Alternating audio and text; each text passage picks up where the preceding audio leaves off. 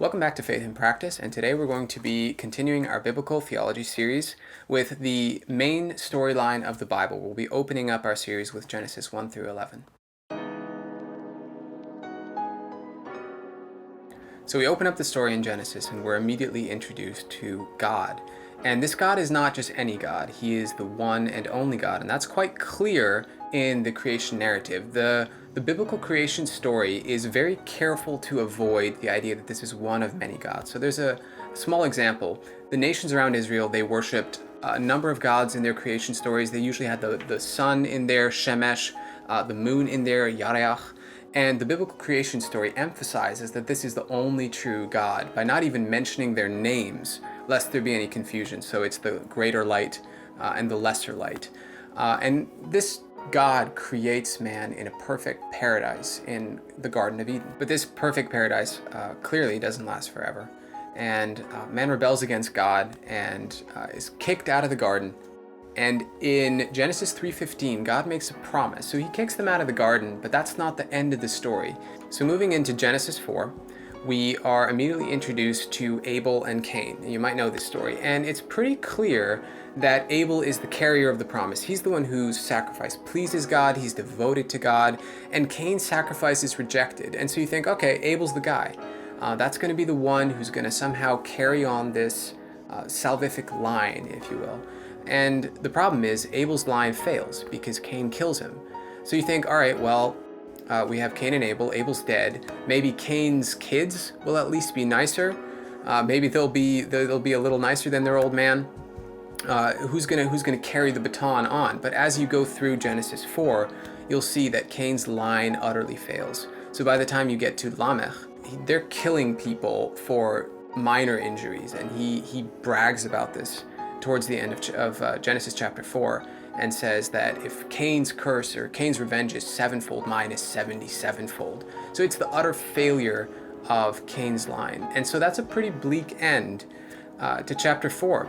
But there's hope, because right after that in Genesis 4:25, we hear that Adam has other children, and he has a son named Seth.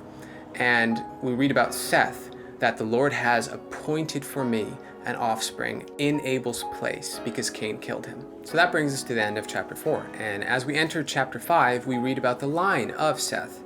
And this is the line where people are following God. This is the line of the people who know the Lord. But almost everybody around has forsaken the Lord, has forgotten about God. So by the time we get to Noah, he's pretty much the only righteous one left. And when Noah is born, Noah's name actually means rest or relief. And we read about Noah that his father says, he shall be called Noah, for this one will bring us relief from the painful toil of our hands. And that connects Noah to that promise of the relief of the curse, of the end of the curse, which is connected to this idea of physical labor, physical toil back in Genesis 3. As you may know, Noah is not exactly a Messiah figure. He's not exactly the Holy One of God, shall we say. So he lands after the global flood. He lands and he plants a vineyard, and he gets drunk and lies out in a cave naked. And his sons, Shem, Ham, and Japhet, they ridicule their father, or specifically Ham does. But Shem is his son who fears the Lord, and he refuses to take part in making fun of his dad and covers him up along with his brother. And when Noah wakes up, he says, "Blessed be the Lord, the God of Shem." So he connects the Lord, Yahweh, with Shem, and he says, this is the God of Shem. And that brings us pretty much close to the end of the so-called proto-history, which is Genesis 1 through 11. And the final story that we hear about shows how man is still rebelling. It's the story of the Tower of Babel, and Babel becomes this paradigmatic symbol of rebellion against God. So later in the city of Babylon, figuratively in the New Testament in 1 Peter 5, where Rome is called Babylon, and ultimately the whore of Babylon in Revelation that Christ defeats. So man is still rebelling. We're not home yet. But this is going to mark the transition between God's actions with individual people and God's actions with a nation. So God, at the Tower of Babel, disperses people all over the world, confuses their languages, and creates nations.